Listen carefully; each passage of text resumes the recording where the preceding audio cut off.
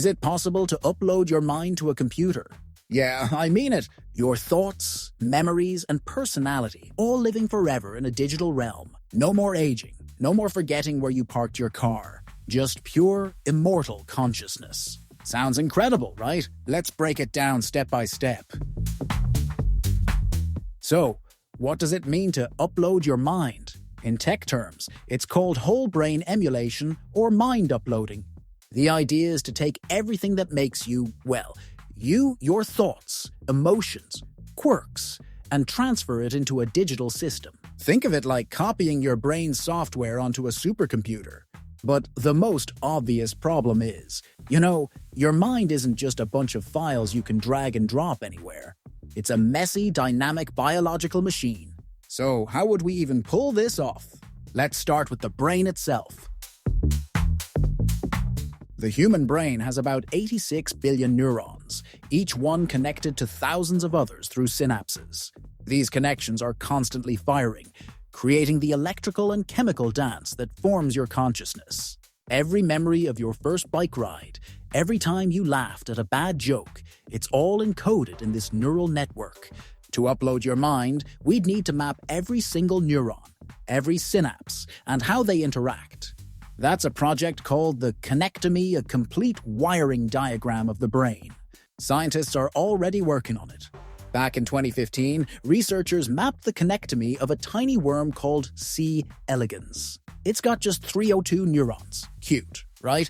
But scaling that up to 86 billion, that's like going from a tricycle to a space shuttle. Now, mapping the brain is one thing, but how do we actually scan it? One idea is a technology called neuroimaging. We've got tools like fMRI and EEG today, but they're nowhere near precise enough. They're like trying to read a book through a foggy window. What we'd need is something way more advanced, like a hypothetical nanobot swarm. Putting it in simple words, it's like tons of tiny robots injected into your brain to record every neuron's activity, down to the molecular level. Sounds invasive, sure, but it could theoretically create a digital blueprint of your mind. Another idea is slicing your brain into ultra-thin layers to scan each one with an electron microscope and reconstructing it in software. Yeah, it's destructive. You wouldn't survive the process, but it's one way to get the data. Probably even aliens won't do such experiments with anyone. Or will they? Anyways, let's say we've somehow got the scan. We've got this insanely detailed 3D model of your brain. And the next step is simulation. We'd need a computer insanely powerful enough to run it.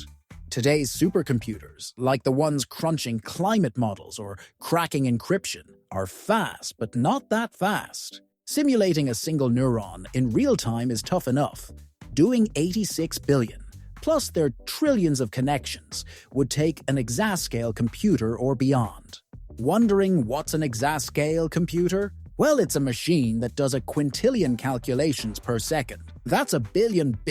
But we're getting their systems like Frontier at Oak Ridge hit exascale in 2022, but we'd likely need something even crazier, maybe quantum computers to pull this off. Now, for a moment, let's say we nail the hardware and software. We boot up the simulation, and there you are, a digital version of you, thinking, feeling, maybe even complaining about lag. Are you still you? Or just a really good copy? This is where science meets philosophy. Some argue consciousness is tied to the physical brain. It's wet, squishy biology and can't be replicated in silicon.